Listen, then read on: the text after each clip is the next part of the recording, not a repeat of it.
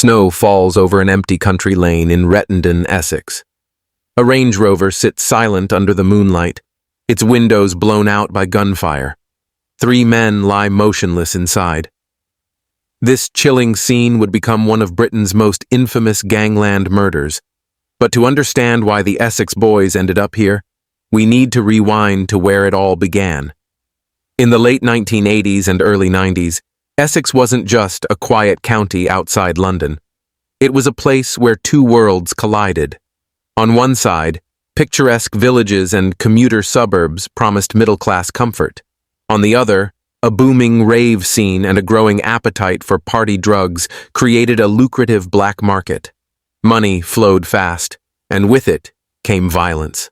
The rave culture exploded across Britain, bringing thousands to secret warehouse parties every weekend.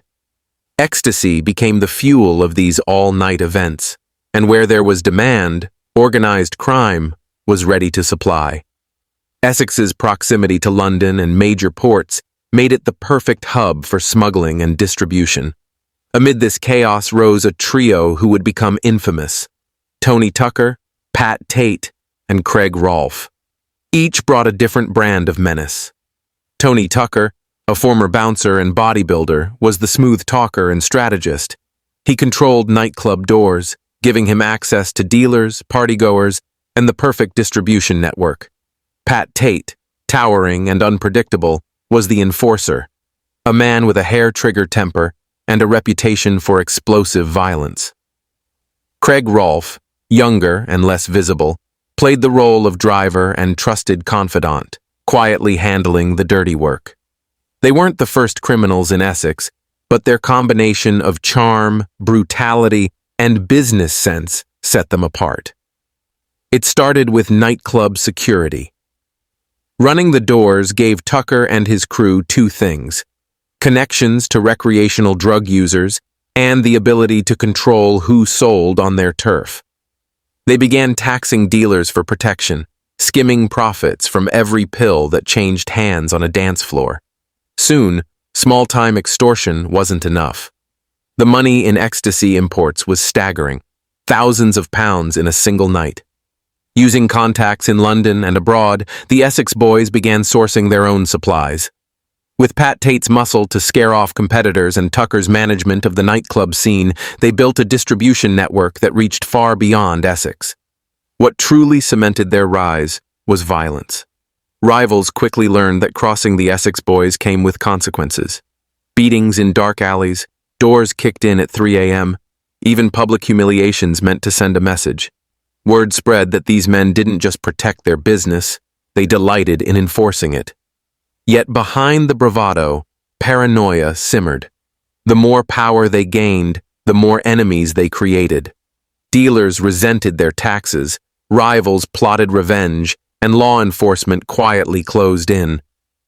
But in these early days, the Essex Boys felt untouchable. The cash rolled in, luxury cars lined their driveways, and champagne flowed as freely as the drugs they sold. Every empire built on fear eventually cracks. Even as they celebrated their growing fortune, the trio sowed the seeds of their own destruction. Reckless deals, betrayals, and a trail of brutal assaults drew attention from bigger, more dangerous players, and from the police. The snowy night in Rettendon was still years away, but the countdown had already begun. The Essex Boys thought they owned Essex. In reality, they were accelerating toward one of Britain's bloodiest gangland endings. This was only the beginning. As their wealth and arrogance grew, so did the danger, until one cold December night turned their legend into a cautionary tale. Their growing empire was built on speed, fear, and the promise of easy money. By the early 1990s, the Essex Boys had transformed from nightclub enforcers into full-scale drug traffickers. What began as control over a few local doors evolved into a sprawling network of suppliers, dealers, and smugglers who moved ecstasy and cocaine across county lines. Every weekend, thousands of pills passed through raves and clubs under their watch.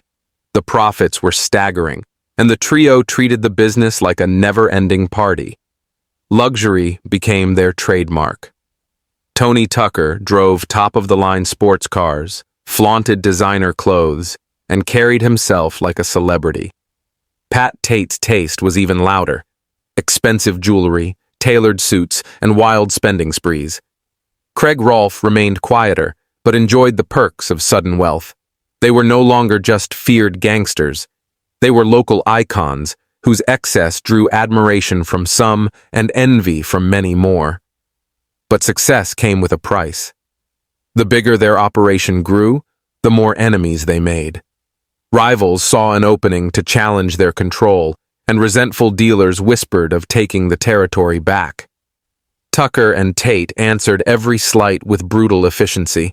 A late payment might earn a broken jaw.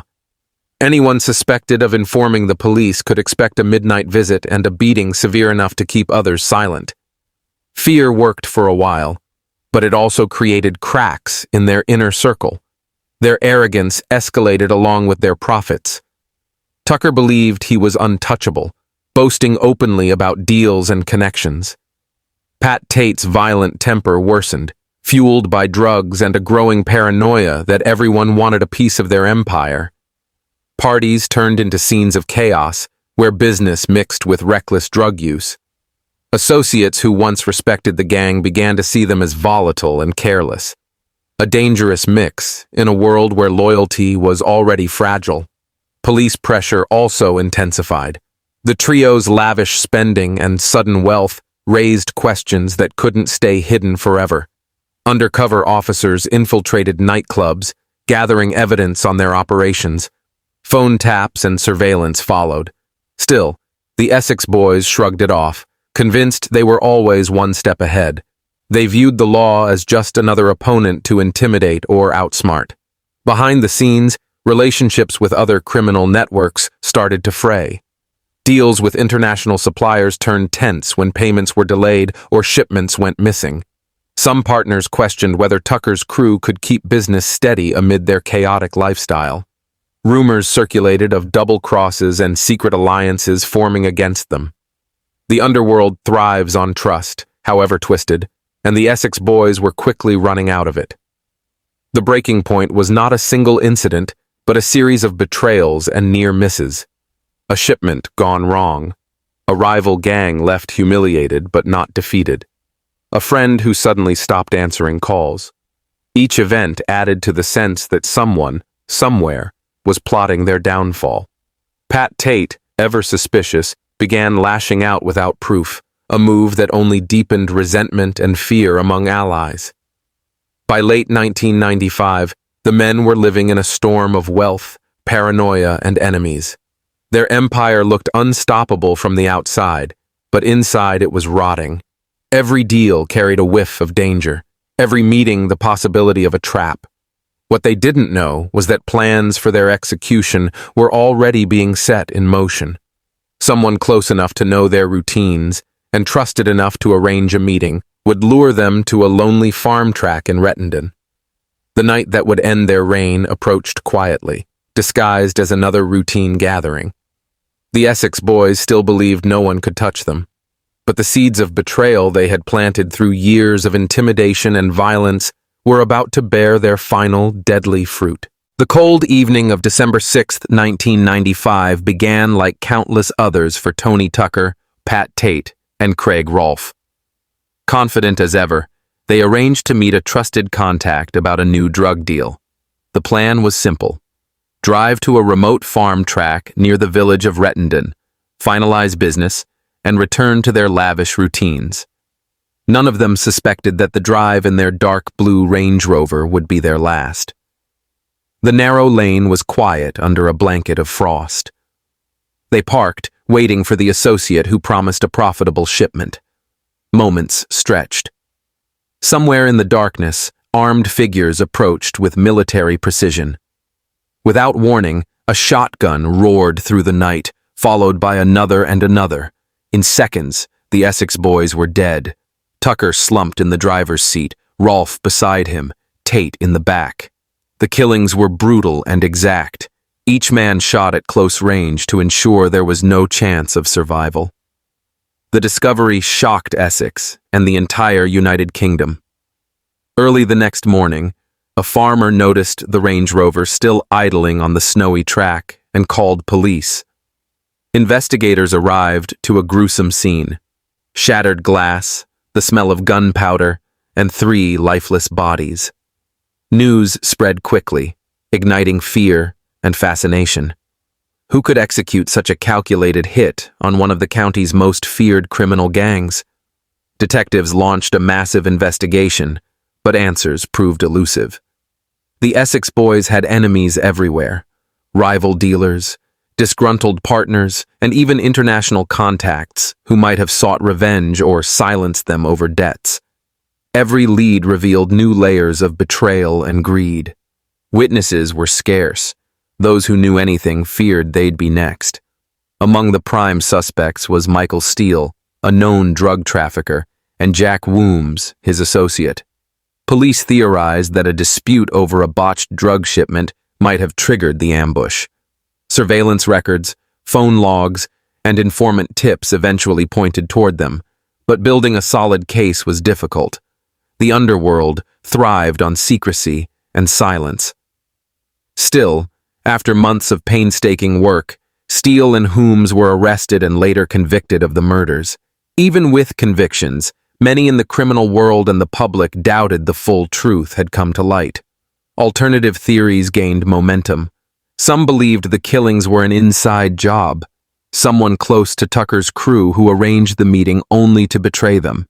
Others suspected a larger network of traffickers seeking to reclaim territory or punish the trio for reckless behavior.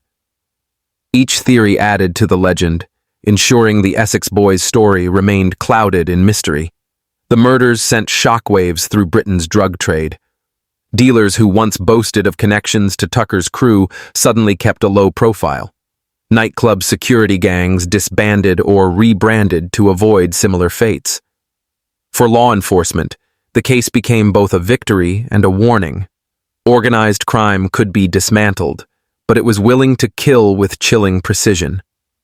For the families of the 3 men, grief mixed with the harsh reality of their loved ones' violent lives. Funerals drew crowds of mourners and curious onlookers, a strange mix of loyalty and morbid fascination. Newspapers sold millions of copies with headlines screaming of gangland execution. Documentaries and films soon followed, turning the Essex Boys into dark anti-heroes in the eyes of some and cautionary figures to others.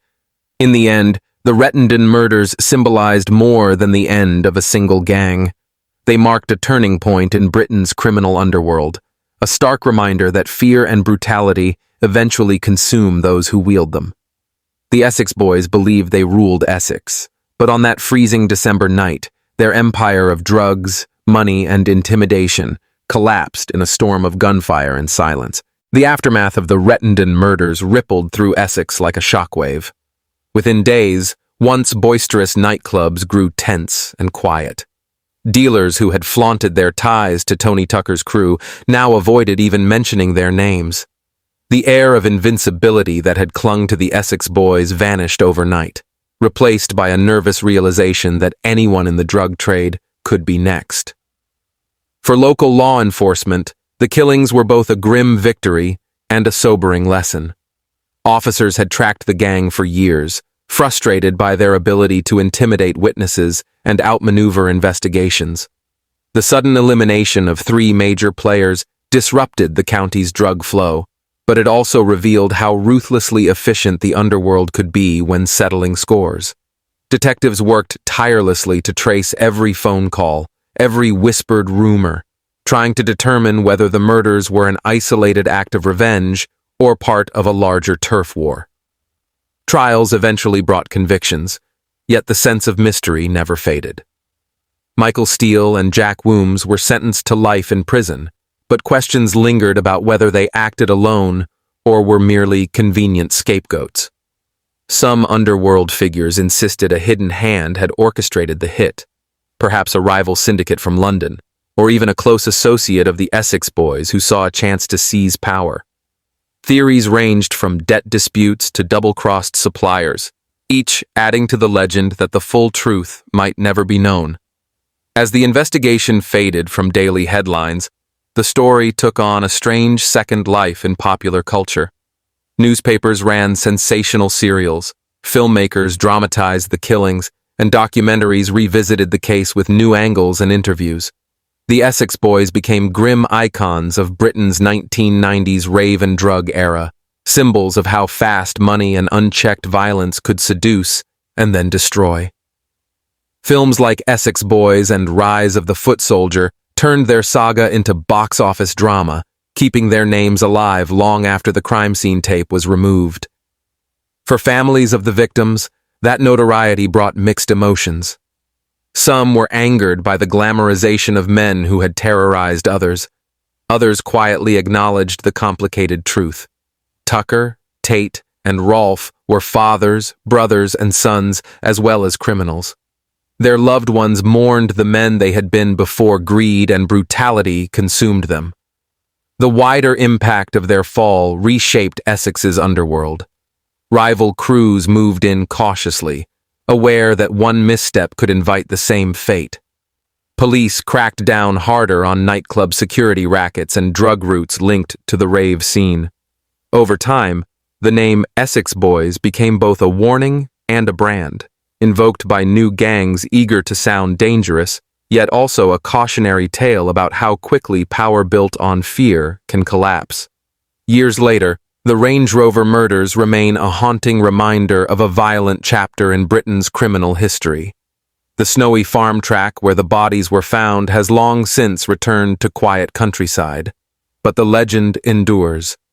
3 men who believed they were untouchable, brought down in a single night by the very world they thought they controlled. The legend of the Essex Boys only grew stronger as the years passed, fueled by endless speculation and a public fascinated with true crime. Newspapers continued to publish anniversary pieces that revisited the case, and each article seemed to spark new theories. Some writers argued that the convictions of Michael Steele and Jack Woombs were shaky at best, pointing to gaps in evidence and witness testimony that didn't quite line up.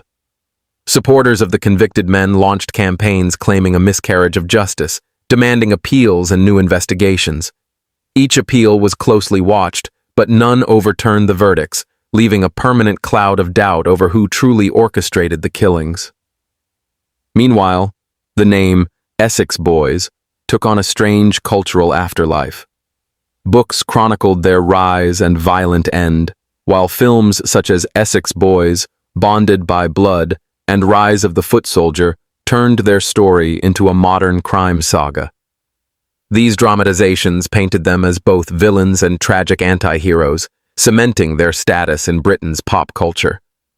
Younger audiences who hadn't even been born when the murders occurred discovered the story through streaming services and podcasts, keeping the memory alive decades later. In Essex itself, the impact lingered in quieter ways. The nightclub scene that once served as the gang's playground became subject to stricter regulation. Security operations were forced to register and undergo licensing, a direct response to the unchecked power bouncers once wielded. The massive ecstasy boom of the early 90s also waned, with law enforcement focusing heavily on raves and drug distribution channels.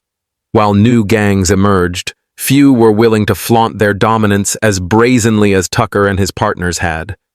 Their bloody fate stood as a cautionary example of how quickly the underworld can turn on its own. Families of the 3 men carried their own private burdens. Children grew up with only tabloid headlines and sensational films to remember their fathers by.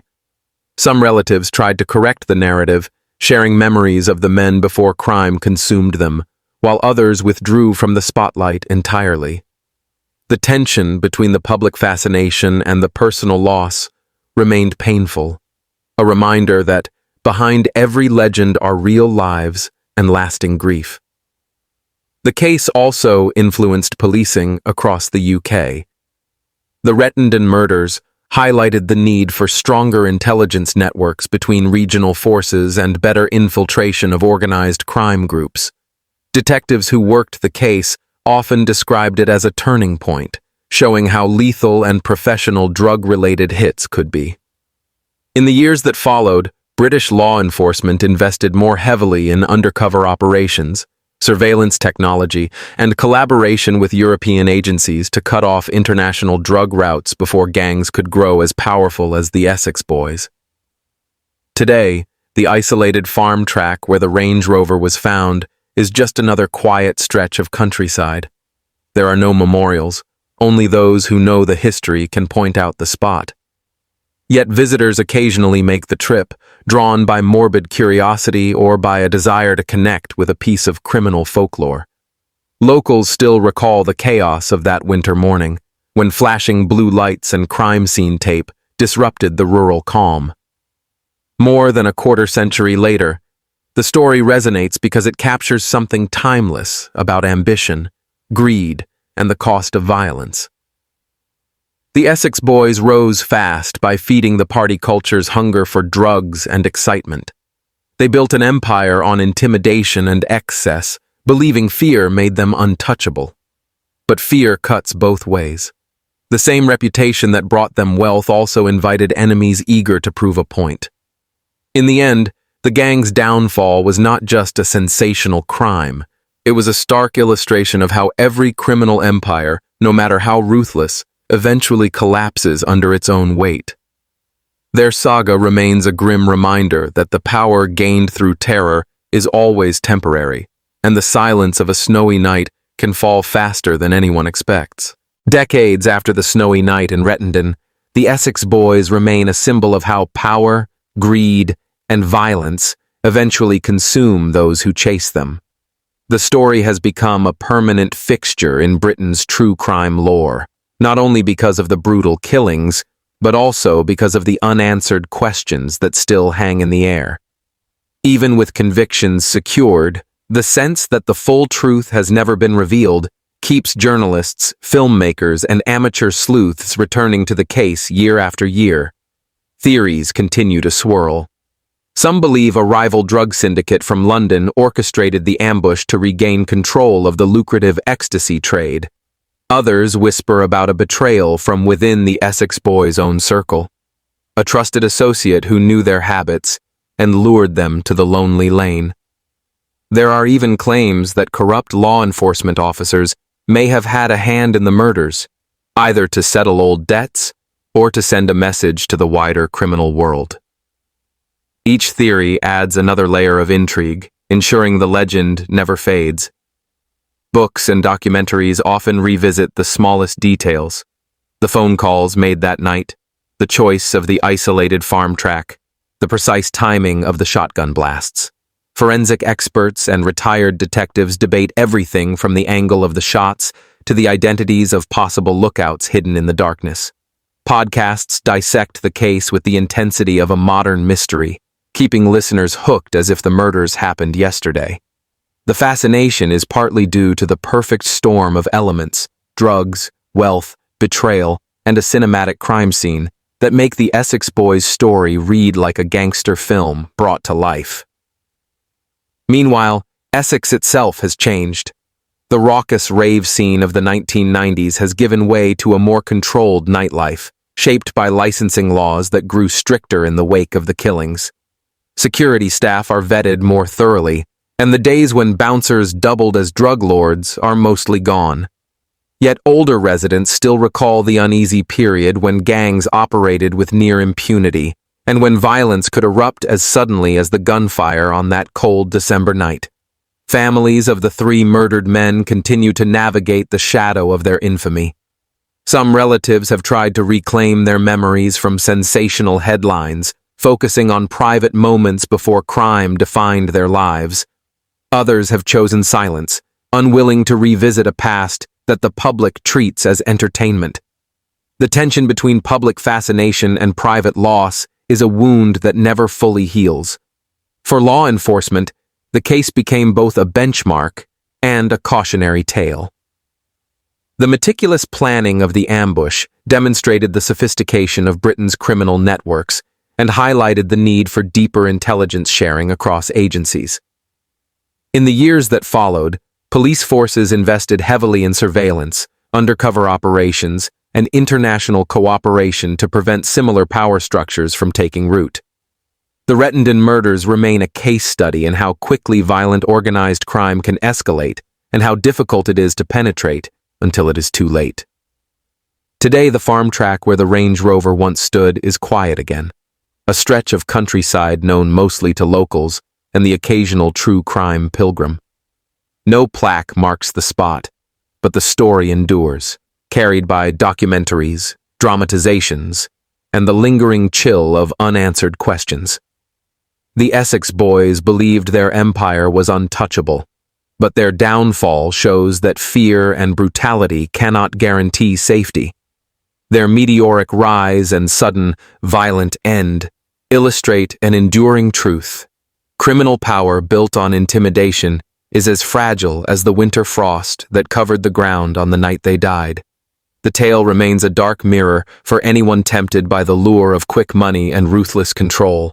It reminds us that even the most feared figures can vanish in a moment, leaving only silence, speculation, and a cautionary legend that refuses to die. The echoes of the Essex Boys' downfall still ripple through Britain's criminal folklore, serving as both a cautionary tale and a gripping mystery. Even after decades, the case continues to inspire heated debate because so many threads remain unresolved. People who study organized crime often point to their story as the perfect storm of ambition, recklessness, and betrayal, a small crew that soared too high and paid the ultimate price. One of the enduring fascinations is the question of motive. Why such a brutally efficient execution? Those who knew Tony Tucker, Pat Tate, and Craig Rolfe agree that they made countless enemies during their meteoric rise. Their method of doing business, taxing other dealers, intimidating rivals, and showing off their wealth, bred resentment everywhere they went. By the time of their deaths, they had angered not just small-time dealers, but powerful suppliers and international traffickers who might have viewed them as a liability. Some investigators believe the killings were inevitable. The trio's arrogance was legendary. They flaunted cash, drove flashy cars, and made a spectacle of their dominance. In a world where quiet efficiency keeps people alive, that kind of swagger is an open invitation to rivals. Rumors of unpaid debts and failed shipments swirled. There were whispers that a massive ecstasy deal had collapsed, leaving major suppliers out of pocket and eager for revenge. Others suggested that Tucker's control of the Essex nightclub scene threatened the profits of bigger criminal organizations from London or even mainland Europe. Another persistent theory points to betrayal from within. The ambush required intimate knowledge of the gang's routines, where they would be, when they would arrive, and how to isolate them without raising suspicion. It's difficult to imagine outsiders coordinating such a perfect setup without help. Some former associates have hinted that someone close to the crew, perhaps even a trusted lieutenant, passed on crucial details, ensuring the three men were sitting ducks on that lonely farm track. The idea that a friend or partner orchestrated the hit adds a chilling layer of intrigue and has kept speculation alive for years. Public interest in the case has only deepened with time. Documentaries re-examine every scrap of evidence, sometimes proposing bold new theories. Investigative podcasts dissect phone records and police files, while online forums debate whether the convictions of Michael Steele and Jack Woombs truly solved the case or simply provided convenient culprits. Supporters of the convicted men continue to campaign for their release, arguing that the evidence was circumstantial and that the real killers remain free. Appeals have come and gone, but the shadow of doubt lingers. Meanwhile, the cultural imprint of the Essex Boys has grown almost mythic. Films like Rise of the Foot Soldier and Bonded by Blood dramatize their rise and fall, blending fact and fiction in a way that blurs the line between history and legend. For some viewers, the trio's lavish lifestyles and explosive violence hold a dark allure, the classic story of outlaws who lived fast and died young. Others see the films as cautionary tales about the emptiness of criminal glory. Either way, The media portrayals ensure the Essex Boys remain part of Britain's pop culture vocabulary, long after their empire turned to dust. In Essex itself, their legacy is more complex. The once wild rave scene that fueled their drug empire is now a memory, replaced by regulated venues and stricter security licensing. Nightclub doors are still guarded, but today's bouncers operate under careful oversight, a direct reaction to the unchecked power that Tucker and his crew once wielded. Residents who lived through the era remember the tension of those years, the whispered warnings about certain clubs, the sudden outbreaks of violence, and the uneasy feeling that a wrong look could invite trouble. For the families of the murdered men, time has brought neither full closure nor relief from public scrutiny. Children grew up under the weight of tabloid stories and sensationalized films, forced to reconcile personal memories with the larger-than-life criminals portrayed on screen. Some relatives occasionally speak out to remind the public that the victims were more than gangsters. They were sons, brothers, and fathers. Others prefer silence, unwilling to see their grief become part of the spectacle. Law enforcement agencies across the UK also took lessons from the Rettendon murders. The case underscored how sophisticated and ruthless organized crime had become, and it highlighted the need for better intelligence sharing between regions and countries. In the years following the killings, police invested heavily in undercover operations, advanced surveillance, and cooperation with European partners to disrupt drug trafficking networks before they could gain the kind of power the Essex Boys once enjoyed. With the final echoes of gunfire long faded, the Essex Boys' story closes, not with neat conclusions, but with lingering shadows. The Range Rover murders have passed into legend, and what remains is less a single narrative than a mosaic of lessons about crime, power, and the human cost of both. Law enforcement officials still cite the case when training new detectives. It illustrates how even a small crew can destabilize an entire region when drug profits, intimidation, and public spectacle collide. Investigators who worked those early morning hours in Rettendon describe it as a watershed moment, proof that organized crime in the UK could match the ruthlessness of any international syndicate. Their reports pushed for stronger intelligence networks and deeper cooperation across county and national lines, changes that quietly reshaped British policing in the decades that followed. Culturally, the Essex Boys have become a paradox. They are both a cautionary tale and an object of fascination, a reminder of how the media can transform violent criminals into household names. Every new documentary or dramatized film feeds that cycle, mixing fact and fiction until the men themselves seem half myth. Younger audiences discover their story through streaming services or podcasts, often encountering the legend long before they learn the unglamorous reality of their crimes. For the families left behind, the attention is a double-edged sword. Children who barely knew their fathers must grow up under the weight of sensational headlines and cinematic portrayals.